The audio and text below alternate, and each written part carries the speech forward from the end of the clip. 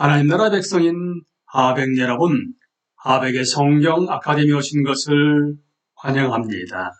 이 시간은 로마서 28강 시간입니다.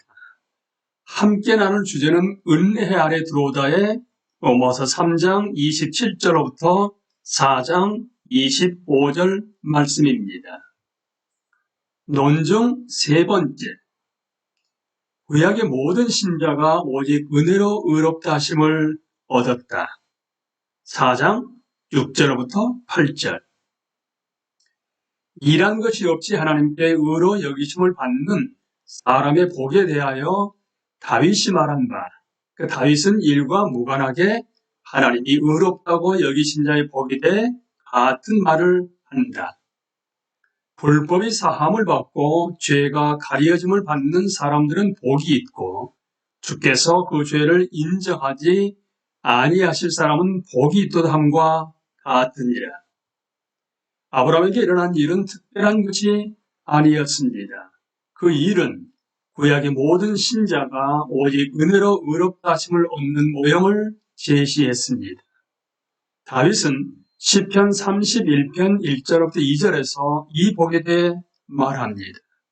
바울이 어떻게 3절, 5절에서 여기다 라는 단어를 가져와 6절에서 반복하고 나아가 이 단어를 사용하는 시편을 인용하는지 주목하십시오. 구약 전체에서 하나님은 신자의 죄를 그에게 돌리지 않으시고 오히려 그 죄를 가리고 용서하셨습니다. 3장 21절부터 26절은 하나님이 이렇게 하시는 것이 옳다고 말합니다. 예수님이 십자가에서 드린 화목제사에서 죄인이 벌을 받았기 때문입니다. 그리고 신자의 죄는 그에게 돌려지지 않으며 하나님은 일과 무관하게 그를 의롭다고 여기실 수 있기 때문입니다. 위대한 맛 바꿈이 있습니다. 나의 죄는 예수님에게, 예수님의 은은 나에게. 이것을 가리켜 전가된 의교리라고 합니다. 십자가 때문에 하나님이 예수님의 의를 믿는 자에게 돌리십니다. 그러니까 전가시키십니다. 믿는 자의 죄가 십자가에서 예수님에게 돌려졌기 때문에 그렇습니다. 이것을 전가되었기 때문이라고도 말합니다. 이러한 맞바꿈을 온전히 그려내는데 유익한 구절로는 이 외에 고린도전서 1장 30절, 15장 3절, 고린도후서 5장 19절에서 21절, 빌립보서 3장 8절에서 9절이 있습니다. 이러한 100% 은혜가 모든 교회의 진정한 구성원이 하나님과의 바른 관계에 이루는 방식이며 따라서 자랑을 완전히 배제합니다. 논증 네 번째, 아브라함은 오직 은혜로 의롭다 하심을 얻었고 따라서 연합된 한 교회의 영적 조상입니다. 4장 9절부터 12절 말씀. 그런즉 이 복이 할례자에게냐 혹은 무할례자에게도냐? 오로지 할례자를 위한 것인가 아니면 무할례자를 위한 것이기도 한가? 무릇 우리가 말하기를 아브라함에게는 그 믿음이 의로 여겨졌다. 아브라함의 믿음이 그에게 의로 여겨졌다 하노라. 그런즉 그것이 어떻게, 그 어떤 상황에서 여겨졌느냐? 할례시냐 무할례시냐? 할례시가 아니요 무할례시니라. 그가 할례를 받기 전이었는가 아니면 받은 후였는가? 후가 아니라 전이었다. 그가 할례표를 받은 것은 무할례시의 믿음으로 된 의를 인친 것이니, 그리고 그는 할례표를 그가 아직 할례를 받지 않았을 때 믿음으로 받은 의의 인으로 받았다. 이는 그 한 목적은 무할례자로서 믿는 모든 자의 조상이 되어 그들도 의로 여기심을 얻게 하려 하심이라. 의가 그들에게 돌려지게 하기 위해서다. 또한 할례자의 조상이 되었나니 곧 할례 받을 자에게뿐 아니라 우리 조상 아브라함이 무할례시에 가졌던 믿음의 자취를 따르는 자들에게도 그러하니라. 또한 할례자들, 할례를 받을 뿐 아니라 우리의 조상 아브라함이 할례를 받기 전에 남긴 믿음의 자취를 따르는 자들의 조상이기도 하다. 유대인은 다윗의 복이 유대인만을 위한 것이라며 반대 주장을 펼지도 모른다. 어쨌든 다윗은 할례를 받지 않았는가? 바울은 또다시 증명해야 합니다. 이것이 하나님이 누구라도 자신과의 바른 관계에 이르게 하시는 유일한 길이며 이것이 온 세상에 전해져야 할 겸손하게 하는 메시지입니다. 그래서 바울은 전가된 의 그리고 전가되지 않는 죄라는 복이 오로지 할례자를 위한 것인가 아니면 무할례자를 위한 것이기도 한가라고 묻습니다.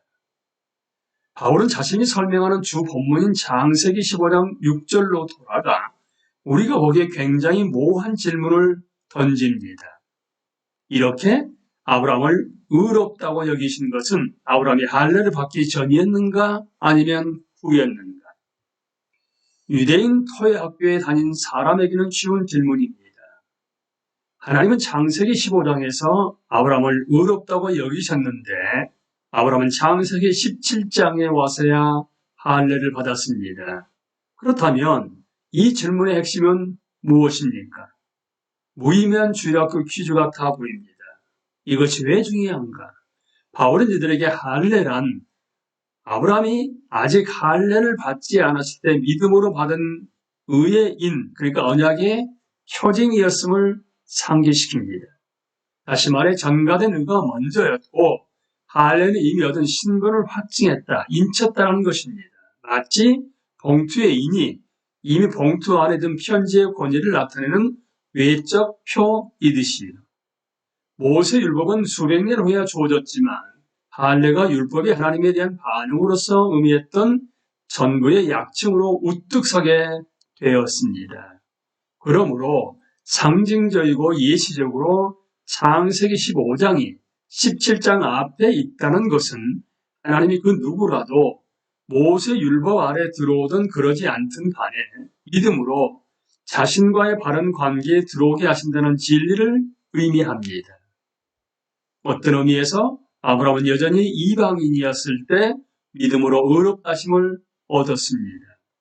바울은 이것이 중요하며 의도적이었다고 말합니다. 이렇게 하신 목적은 아브라함이 두 그룹의 영적 조상이 되게 하는데 있었습니다. 첫째, 아브라함은 무할례자로서 믿는 모든 자, 즉 이방인 그리스도인들의 영적 조상인데 의가 그들에게 돌려지게 하기 위해서입니다. 다시 말해 그들이 전가된 의를 받고 오직 은혜로 의롭다 하심을 얻게 하기 위해서입니다. 둘째, 아브라함은 할례자, 즉 유대인의 영적 조상이기도 한데 이들이 할례를 받을 뿐 아니라 아브라함이 남긴 믿음의 자취를 따르는 한 곧 이들이 유대인 그리스도인 한 그렇습니다. 따라서 아브라함은 믿지 않는 유대인의 조상이 아니라 무슬림의 조상도 아닙니다. 예수 그리스도를 믿어 순전히 은혜로 자신의 공로가 조금도 없이 의롭다 하심을 얻은 모든 사람, 유대인이든 이방이든 간의 조상입니다.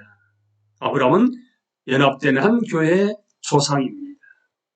펴러보신다 하게 되면 믿음으로 의롭다 하심을 얻었다는 아브라함이 창세기 15장에 나온다 하게 되면 나중에 할례를 받았다가 17장에 나옵니다. 그리고 유대인 신자들의 영적 아버지가 되어서 연합된 한 교회로 들어온다 하게 되면 또 한편에 있어서는 이방인 신자들의 영적 아버지가 되셔서 연합된 교회의 한 축을 또 이루게 됩니다. 이것을 깨닫는다면 자랑하지 못할 것입니다. 바울은 3장 29절 31절에서 했던 첫째 논증과 비슷한 논증으로 돌아갑니다.